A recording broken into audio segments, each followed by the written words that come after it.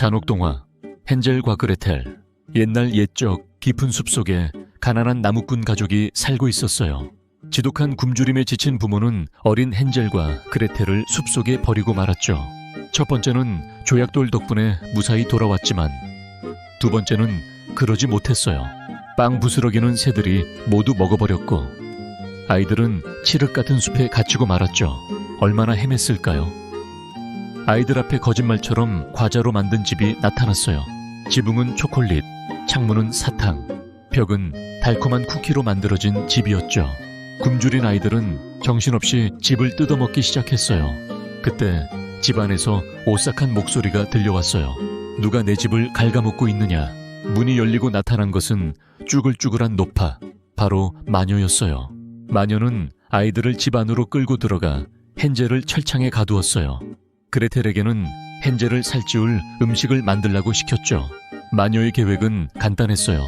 통통하게 살이 오른 헨젤을 구워 먹는 것이었죠. 매일 아침 눈이 어두운 마녀는 헨젤의 손가락을 만져보며 살이 쪘는지 확인했어요. 하지만 영리한 헨젤은 살찐 손가락 대신 앙상한 뼈다귀를 내밀었죠. 기다림에 지친 마녀는 결국 참지 못하고 소리쳤어요. 더는 못 기다리겠다. 오늘 헨젤을 잡아먹을 테니 화덕에 불이나 지펴라. 마녀는 그레텔에게 화덕 안을 확인해보라고 시켰어요. 그레텔을 먼저 밀어넣을 속셈이었죠.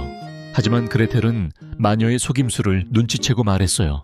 어떻게 들어가는지 모르겠어요. 먼저 보여주세요.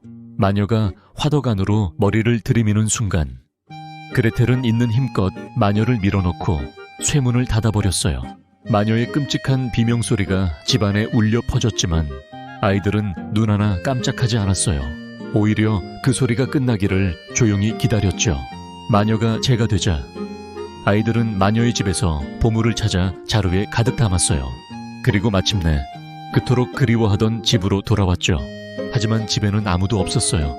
아이들을 버린 부모는 이미 굶어 죽은 뒤였죠. 헨젤과 그레텔은 잠시 슬퍼했지만 이내 마녀의 보물을 보며 웃음을 터뜨렸어요. 이제 더 이상 굶주릴 필요가 없었으니까요. 그 후 숲속 과자집에는 새로운 주인이 생겼어요. 길 잃은 어른들을 유인하는 달콤한 냄새와 함께 두 아이의 섬뜩한 웃음소리가 숲속에 영원히 울려 퍼졌다고 합니다.